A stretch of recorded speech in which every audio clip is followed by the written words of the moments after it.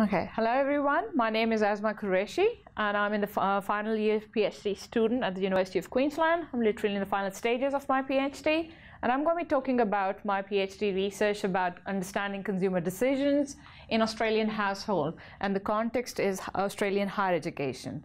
So let me just give you a brief overview of what I'm going to be talking about in the presentation. So I've got an introduction. So what? Why are we talking about Australian higher education? And then I'm doing a PhD by 3 studies. So I'm going to be talking about my 3 studies. I may not have enough time to speak, but I'm just going to give you a quick overview, my PhD contribution and discussion. So the first thing is to understand what's, when we're talking about the consumer decision making. So whenever we talk about consumer decision making, we have to understand 2 different aspects. One is consumer choice, and the other is the consumer preference. The moment we use the word preference, we're talking about a choice of different alternatives, while the evaluation of alternatives, when we talk about choice, we're talking about how people make decisions. And this is going to be encompassing all of my PhD research.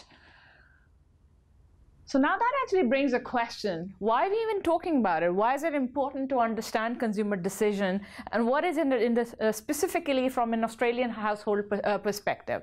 There's an understanding that consumers choose what they most prefer, and they're logical decision makers with abundant time and complete insight into the factors determining the choice they make. And many factors completely unrelated to the core issue go under consideration and exert powerful influence on the choice and consumption. But we need to understand that the consumers are not as logical when we're talking about decision making and making a final choice. And even if they are logical, there's a lot of consideration, and there are many external influences to the decision making process. So what? So when we talk about the consumer decision making, it is not one-step process. It involves at least 5 at least basic model, which means need recognition, search for information, evaluation of alternatives, purchase decision, and post-purchase evaluation. My research is focusing primarily on these 2 areas, which is the evaluation of alternatives and the purchase decision. So as I said, that we're talking about the evaluation of alternatives.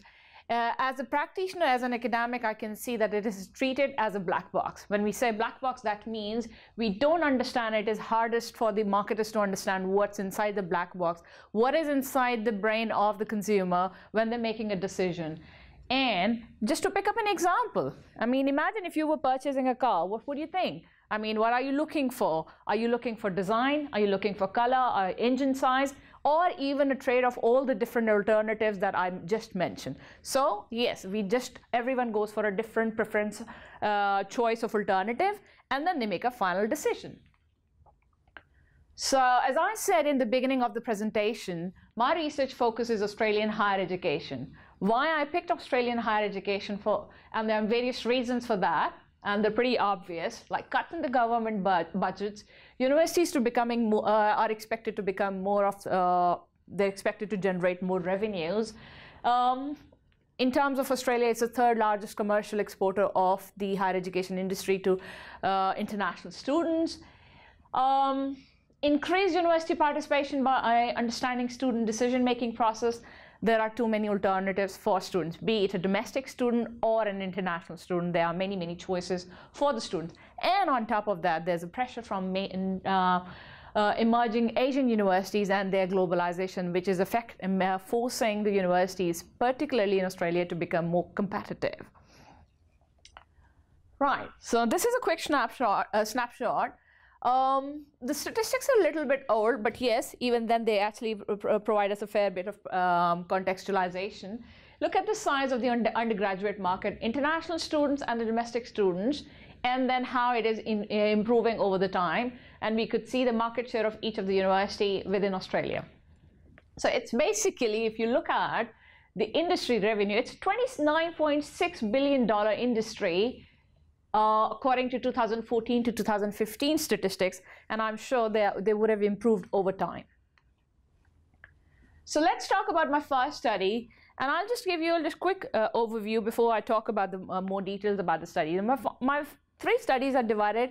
The first study is talking about the individual decision making of students and how their values, their decision making for the university brands, and fields of studies vary across different years, and how do they make a final decision.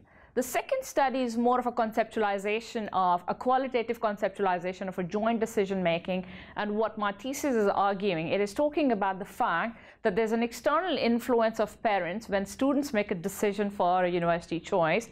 And the third study looks at the interplay of and relative influence of parents and students for the collective household decision. So that's a quick overview, and I think I have covered 5 minutes, but I'll just give you a quick contribution section. I might actually go to the contribution section to finish my study.